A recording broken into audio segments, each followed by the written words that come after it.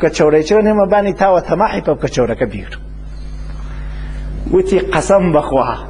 ئەگەر من ڕێوی وایە و ئەم کوترە کەوڵەکەم وایە هەر ئیسا ئەم کەندەم داوە دەست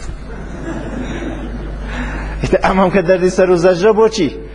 قەسەم بەخوا وەکی ئەو ڕێویمانە کردووە خۆمە میێوانیەکەوە تەڕاوە دوێنەیەک ڕێکی هاڵ دوای تەڕاوە دوێنەکە میوەی دوای میێوانیەکەش دوای نەخویسە و ئیساتەوە سێ خۆرش دوای نایێ دوای میێوانیەکەش وە دوو نەوع میوە و ئاجیل و بازێک شتی ئیزافەش هەر دوای نایێ گشتی چی وە قەرزەکەی سوحا وا خاوەن قەرزەکە چۆڵە پێچێنمانە حەف کڕەت پەشیمانەوین و لە میێوانیەکەدامان ئێمە کوێ عەقڵی بەشەری وە دروستیە زانی نام بۆچی ئەی چیکەین و خۆمان یعنی هەرچی ڕۆژی چی ئەیکەین و خۆمان دروسە عیادەت خۆشە دروسە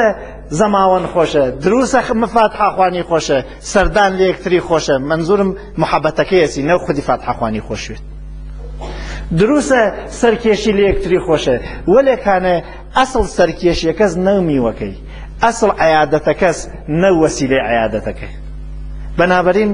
قەستمە ئیمشەو لەسەر ئەو شتە قسە بکەم لە شیعرەکەی شێخی سعدی چا باسی حەجمان کردو ئەو مناسبەتی چەوتم لەم ڕۆژانەیە مناسبەتی ئەسبێژینی حاجیەکان هاتوونەسە و خۆ کاری عەڵاجەویان نەکرد ئەمە من بۆیەوە سەراحەتێژمی شاید خۆی چوومە حەج کارێکی عەڵاجەویان خۆ نەکرد هێوە مەرگ ڕۆژێ نوێژ ناخوێنن وەکی نوێژێکی لە عیبادەتەکانیان کرد مەر هێوە ساڵێ 30 ڕۆژ ڕۆژە ناگرن تازە حەجەکرێ ساڵە تەواوی عومری یەک دەفە بیکەی نێژکریا ڕێکنە و نەکریە وەلێ ڕۆژە ناکرێ نەگیرێت نوێژ ناکرێ نەخوێندرێت ئەمە وەزیفەی من نییە لەم حەوزە قسە بکەم ئیتر چون وەزیفەیەکم نییە و احتماڵی هەست ئشتباهیکم فرەوێت ئیتر باسی ناکەم فقط ئەو نەزانم ناوێ من نوێژە خوێنم هێوە بێن بێژن دەست و خۆشی ناوێ من ڕۆژێرم هێوە بێن بێژن دەست و خۆشی من ڕۆژە بۆ خۆمەکەم نوێژ بۆ خۆمەکەم هەر وەکو فرەت شتێکی تر هێوە نان بۆ کێخۆن ڕێ بۆ کێکەن خەو بۆ کێکەن تۆ بۆ خۆ بخەفی من بێن بێژم دەست و خۆشوێ دەست و خۆشوێ تێرخەفتی ماڵە نەڕمی نان بۆ خۆتە خۆی من بێن بێژم دەست و خۆشوێ نان و خواردێ حەجیش بۆ خۆتەکەی قەی ناکە من بە خاتری ئەمە تۆ خۆشەویستی خوایش خۆشەویستی تۆس کەیف بکەم و ئەم ئرتباتی دۆستانە لە بینی تۆ خوا بەرقەرار بووە و پێی خۆشحاڵم وەلێ پێ خۆشحاڵیەکەی وە جۆرێک ئەتوانم نیشان بم خۆمی پێ عاجز نەکەم وەختێکانە من بۆ کادوەکەی زۆر تێرم بۆ خۆمێژم خۆزایە نەشوایەتە حەج لەکوێ من خۆشحاڵم وم دۆسی تۆ خوا شرطی دۆستی و شرطی دژمنی ئەگەر مسلمانی ئەمەسە ئەگەر غێری مسلمانی چی هەر ئەمەسە خۆشەویستەکەی کێس ئەشێ خۆشەویستەکەی و خۆشگەرەکوێ ئەشێ دژمنەکەی و خۆش نەگەرەکوێ ئەگەر خۆشەویستەکەی تۆ خواست ئەشێ خۆشەویستی خوا و خۆشگەرەکوێ دژمنی خوا و خۆش نەگەرەکوێ ئەگەر خۆشەویستەکەی تۆ ژنەکەتە ئەشێ دۆستی ژنەکەت و خۆشگەرەکوێ دژمنی ژنەکەت و قیندێ ئەمە شرطی ڕەفیقیە تۆ کێ با دوستان من دشمنی نەپندارەمەت کە دوستدار منی مەدە بوسە بەر دەست من دوستوارە ڕاستگویی دوستدارانی من دوستدار کەی ئەوێ تۆ من و خۆشگەرەکەوە دەکەی لە براکەم کەی ئەمە شەرتی ڕەفیقیە بەحسەکەمان تێرین و نێزیکی یەکەمەوە بەرەو ئەو مەبحەسە چون گەرەکمانە ئەوە بێژین شەوێک پیاە کەوی و زەمانە فرە خراو بووەم و بۆچی خراو بووەی و کورە چوزانم بۆچی خراو بووە هەزار دەلیلی هەیە وتم ئادەیەکێ لە دەلیلەکانی بێژە وتی کورە هێوە ڕۆنەواتیە خوێن هێوە مامرە مەکینۆ خوێن پەنجەشێکی وت چۆن گەرەکمێ هێوە پیاون و لە قسەی من حاڵی بوون وتم ئەمانە هێمە لە پیاتی ناخات تۆ ئەسڵی قسەکە و کە بزانم چی وتی ئەوسا هێمە ئەچوین لە بۆیسان خەیارمانە هاوردۆ خەیار کوردی ئیسایچە هەرمە خەیاری چەمەنزارە نۆز هەر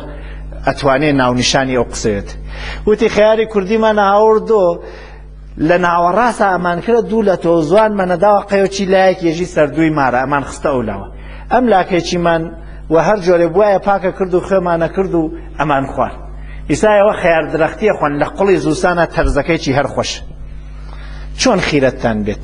وتی مامرە کوردیمانە خوارد بۆ گرتنی مامرە کوردیەکە ئاواییەکە فروجی پێوت بۆ فروجە کوردیەک ئاواییەکە بەسیجە و ئاخریەکەی نەوە گیریا برکە گاڵۆکێکمان دەکرد ئەمان کوشت و سەرمانە و ڕێو ئەمان خوارد ئیسایەوە مامرە مەسنوعی باڵ پێچێن ئەچنە کرماشان و تێنۆکی هەر لەوێ هەنا لوتی داژەن هەندەوێ سیا بزانێ کەی سەریوڕ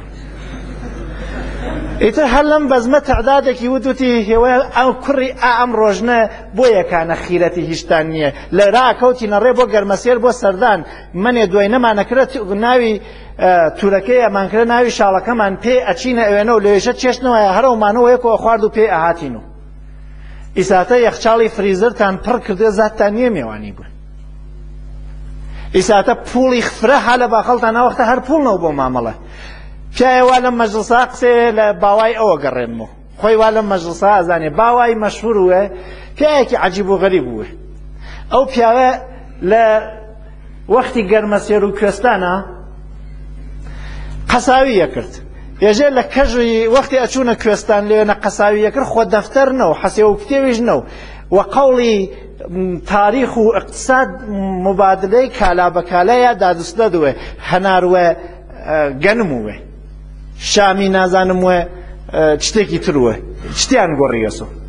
ێژێ باوای گۆشتی ئەفرۆشتەوە خەڵکە وەختێ لەو کەژەوە شتی سەراوڕی خەڵکەکە هیچیان نەو بیدەن لە کەژەون ئەیان و برا قەرزارتین سەنگی ئەم بەردە مەسەڵەن گۆشتی داوە پیایەک بەردەکەی هەڵەگر تا لەولا ئەر مەسەڵەن وە گەنم دایە سێوەسێ یەکوەسێ عەوەزی کە ئەر وە شتێکی تر دایە یەکوە دووە لە ئاخر ێژێ تا کوێستان دوایە لە پاڵی دەوارەکەیانەوە قەینیمە کومپریسیە بەردی هەڵەداوە وەختێکانە هاتنەوە بۆ وڵاتی خۆیان بۆ دێهاتەکەیان ئەم نیمە کومپریسیە بەردێ بۆ بار نەدرێنێتەوە دەیوە شەقتەیەکەوت کوڕە نوێشی گیانیان لەگەڵێکە قەینەکە ئەوە خیرەتی ئەو خەڵکە وەسە خیرەتی ئێمە کامەس ڕوانیم کاورا فرێش بێڕەت نایەژێ کەفتمە فکری مطالعاتێکە لەم ساڵا کردومە ڕاستی ڕەوانشناسی ئەم قسەیە واتیە ئەم پیا عەوامانە ئیکا و ڕاستیچ ئەم قسە هەست وەختی ڕوانیم بڵێ بەشەر زیباپەرەستە یەکێ لە گەورەترین نیازێلی بەشەر زیباپەرستیە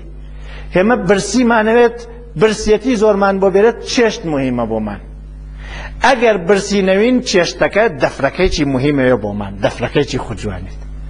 ئەگەر برسیتر نەوین مهمە بۆمان تەزئیناتی دەوری چێشتەکەیش ئیساتە لە ماڵی فەقیرا ساڵات هەر نییە لە ماڵی دەوڵەمەندا ساڵاتە لە ماڵی دەوڵەمەندترا ئەنواعی ساڵات ئاخر تێرن کەوتنە سەبیری خوجوانیەکەی ئەوسا مسافرەت وە پێ ئەکریا ئیساتە بوەسە ماشین کەفتینە سە فکری ئەوە وە سرعەت بڕۆین تەسادف دروستەکەی ئەی چۆن من تۆ بزانی ماشینەکەی من لە یارەی تۆ خاسترە من خۆ ئەزانم پژۆ لە پرایدەکەی من خاسترە وەلێ کاورای خاوەن پژۆ هەنۆز نەیزانیە پژۆکەی ئەو لە پرایدەکەی من خاسترە گەرەکی حتمەن بڵاوە بەرما تا بزانی خاست خاڵە من ئەزانم منەوە 5 ملیۆن سندمەتەوە 12 ملیۆن سنتە ملی خۆشت و ملی منیش مەشکی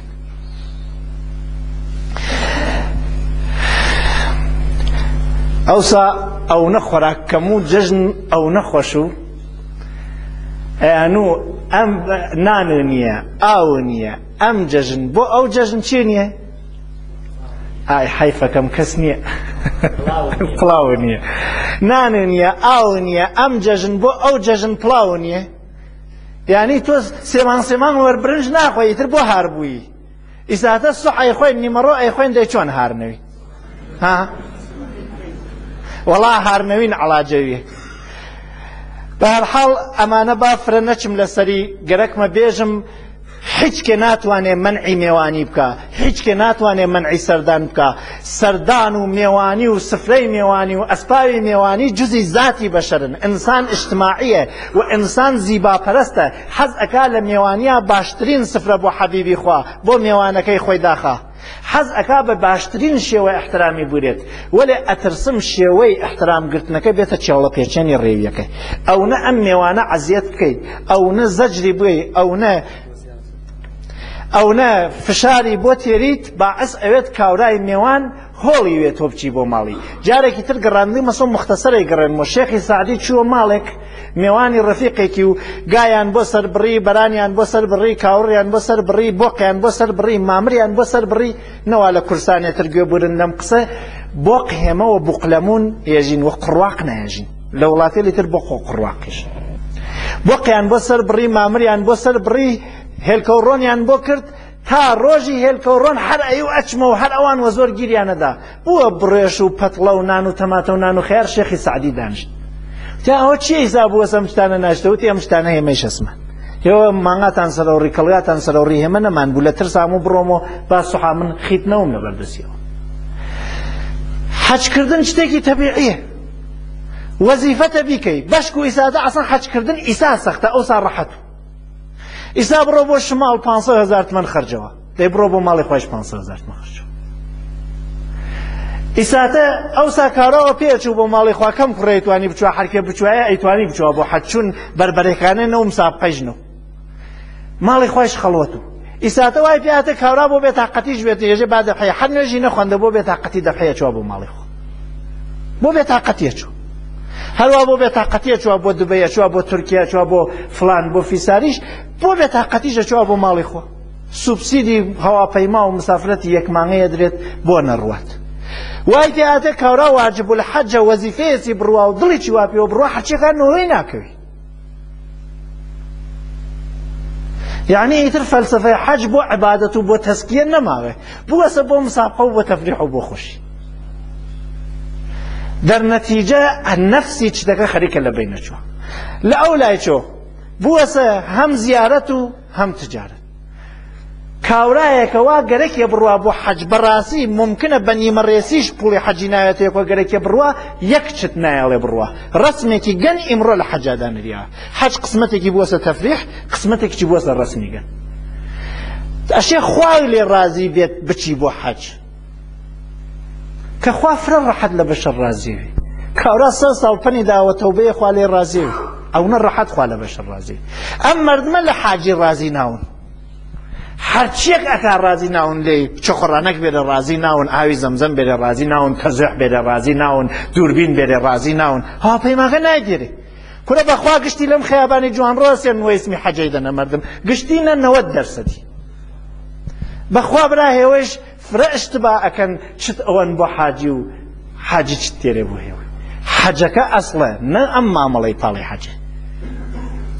خوا لە بەشەر ڕازی بێت نە بەشەر لە بەشەر ڕازی بێت. چون ڕزایەتی خوا فرە سەخت نییە. ئەگەر کەسێک متابقی ڕزایەتی خوا عەمەڵکە خەڵک ئەگەر ساقون لێ ڕازیەون مەگەر خەڵکەکە خۆیان ناساقن. ڕزایەتی خوا وەسێژە درۆ مەکە فێڵ مەکە ڕسمی گەندامەنە کاری مردم سەخت مەکەرەوە. وە شعرێکی پەروینی عەتسامی لە خزمەتتان نایەژمی هێژێ شەنیدەیت کە ئاسایش بزرگان چیست؟ شنیده‌اید که آسایش بزرگان چیست؟ برای خاطر بیچارگان نیاسودن. به کاخ دهر که آلایش است بنیادش، مقیم گشتن و دامان نیالودن. ئێژێ ئەزانی ئاسایشی پیاوە گەورەکان ڕەحەتیان چییە؟ ڕەحەتی پیاوە گەورە ئەوەسا دائیمە لە زەجرایە بۆ یەکێکی تر بکەوێتە ڕەحەتی. وەختێ بوێنێ خەڵک لە دەستی ئەم کەوتنە ئاسایش ئەو وەختە ئەو ئارامشی بۆ دێت. به کاخ دهر که آلایش است بنیادش مقیم گشتن و دامان نیالودن. بە ئەم دنیا کە مەتاعێکە بۆ گەمە و بۆ خۆشی و بۆ خۆڕازاندن و بۆ ئامی بێعەقڵ تێن ساکنەون ئەوان وەلێ گەرەکیانە لە ئەم شتانە نوێوە قەیان خۆیان ئامێتەی دنیا ناکەن. هەمی زعادات و کردار زشت کەم کردن، ڕسمی گەنلاوردن عادەتی خرا و کەم کردنۆ ئەمە ڕەفتاری پیاوە گەورەکانە. همی زعادات و کردار زشت کم کردن، هماره بر صفت و خوی نیک افزودن. خاصه کردن و خراوه نکردن اما علامتی پیاوە گەورەست. ڕسمی گەنلاوردن و ڕسمی ڕەحەت داناین.